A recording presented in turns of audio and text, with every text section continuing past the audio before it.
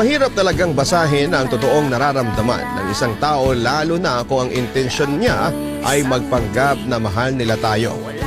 At sa huli ay wala tayong ibang magagawa kung hindi ang tanggapin ang katotohanan na minsan ay hindi nila pinahalagahan ang oras na kasama nila tayo.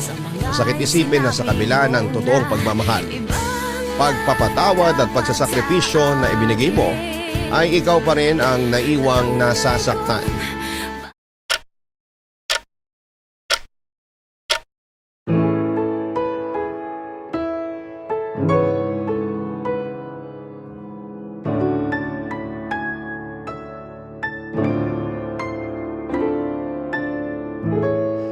May gusto ka bang sabihin?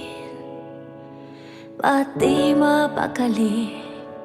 Ni hindi makatingin, sana'y huwag mo na tong palipasin at subukan lutasin sa mga sinabi mong na ibang nararapat sa akin, na tunay kong mamahalin.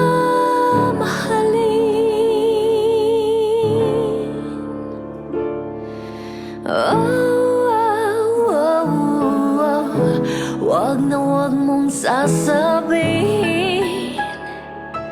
na hindi mo nadama itong pag-ibig kong handang ibigay kahit pagkalaya mo.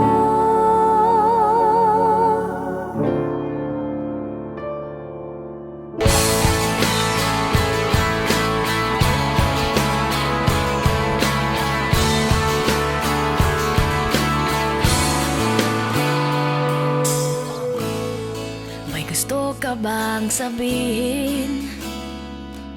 Ba't di mapakali?